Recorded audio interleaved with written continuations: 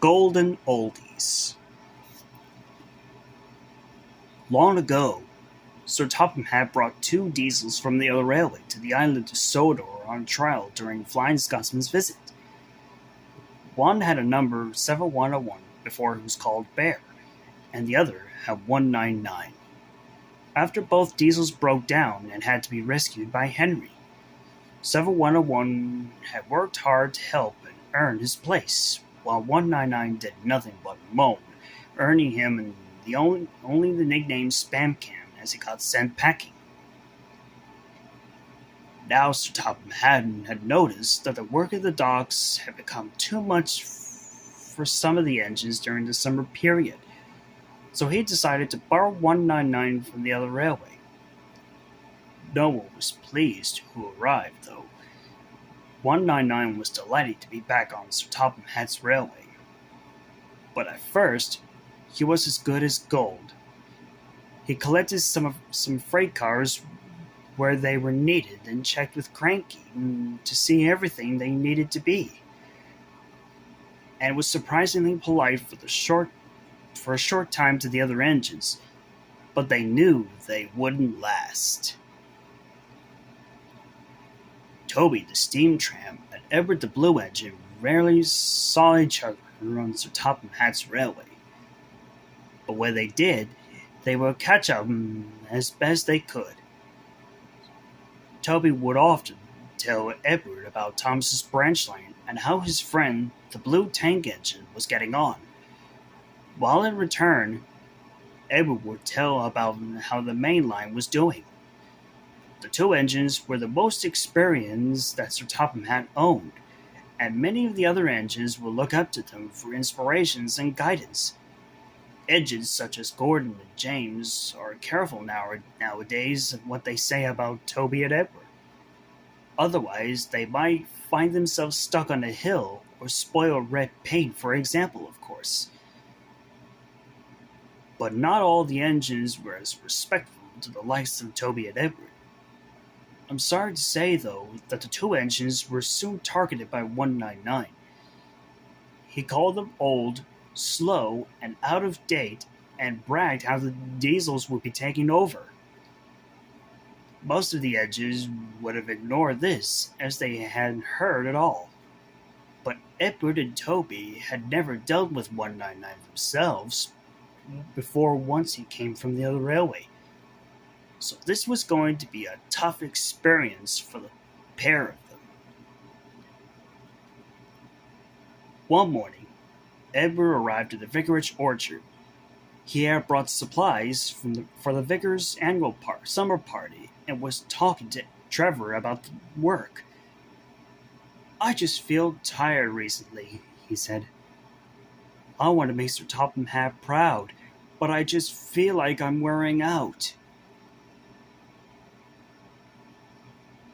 "You'll be all right," assured Trevor. "As long as you rest well. That won't do," scowled the voice. 199 with a train of tankers trailing behind him pulled up alongside. "You're a past, old man," he said snootily. "We diesels should take over this—" "Oh, why don't you leave Edward alone?" snapped Trevor. The traction engine rarely got angry, but 199 pushed him too far. "Edward is one of the most hard-working engines I've ever known," Trevor thundered. "I will not hear an oily busbox yourself tell him otherwise. I wouldn't be steady here if it wasn't for Edward. Now go away and leave us alone." 199 was taken by surprise. He growled fiercely. "Very well, traction teapot," he said. "And old iron," he added, giving a cold stare to Edward. And with that, he rumbled away. "Thank you, Trevor," he said, "but you didn't have to do that for me. I'm sorry he called you a name like that." "That's all right, old friend," said Trevor. "I already did. I'm not going to sit here and let you be insulted." Edward sighed. But soon it was Toby's turn. He called you what? Roared Thomas that afternoon at the station near the river. An overgrown wooden shed with wheels that wasn't assembled properly, said Toby. Just you wait till I see him, growled Thomas. I'll show him what for. Don't let it get to you, Thomas, said Toby. I know what 199's like. Bear was more friendly and determined than the old spam can who was moaning for a fitter. Well, with any luck, he'll probably be sent away again, said Thomas, and I would love to see that happen.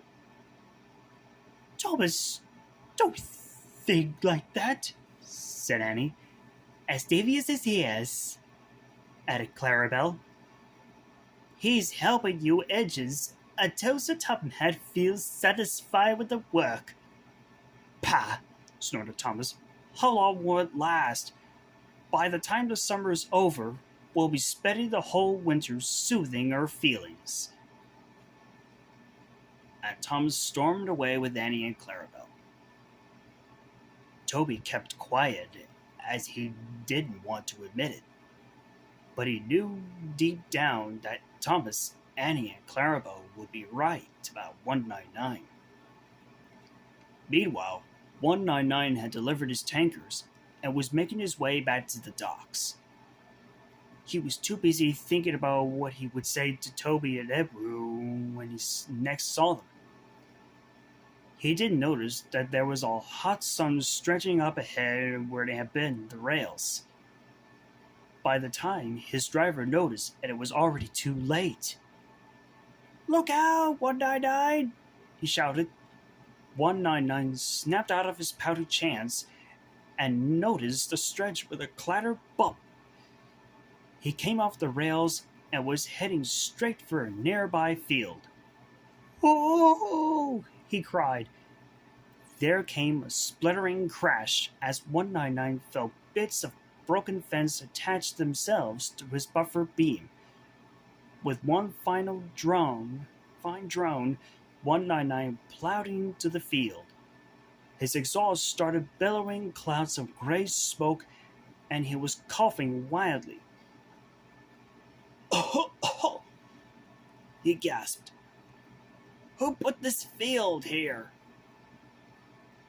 "Do you mind?" replied a voice. 199 looked over, and there was Terrence the tractor. "I've told the likes of Bertie, and I'm telling you," he said firmly, "I'm the one who plows the fields." 199 blushed a deep shade of red. Terrence's driver, Farmer Finney, went to his cottage to call for help. At first, 199 saw Judy and Jerome coming. He was pleased until he saw that Toby and Edward were going to be operating cranes. To make matters worse, Sir Toppenhead was on board Toby. He had a lot to say to a goods diesel. "You have said rude things to Edward and Toby," he boomed. "They are the most hard-working engines on my railway, and I will not have them be insulted by you. Is that understood?"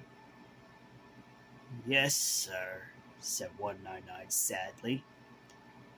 Toby and Edward, with the instance of Jerome and Judy, were able to put 199 back on the rails. He was sent away in disgrace once again on Bear's freight train to the other railway. At the junction, Sir Toppenhead came to see Edward and Toby. "A fine job well done," he said. "You two deserve a reward." Toby and Edward looked at each other, but Sir Toppenhead continued. "Toby, I have my grandchildren, Stephen and Bridget, down for the summer. If we ever need someone to take us exploring, will you and Henrietta do the honors?" "Yes, sir," said Toby. "You can count on us." "And Edward," said Sir Toppenhead, "it is my understanding that Mrs. Kindly's daughter is getting married next week. Can I trust you, Rora, Ariel, and Anna to take the guests to the church?" "It will be a delightful honor, sir," said Edward. "You can count on us, too." Sir Topham Hatt beamed, and he drove away in his car. "Well, what do you think of that, Edward?" said Toby. "A couple of golden oldies such as ourselves managed to deal with spam can. Or should I say, old reliable?" "Oh, indeed," agreed Edward and chuckled. "It just shows that there's still fire in the old timers yet." Toby and Edward hardly laughed, feeling very pleased that they would never have to deal with the likes of 199 again.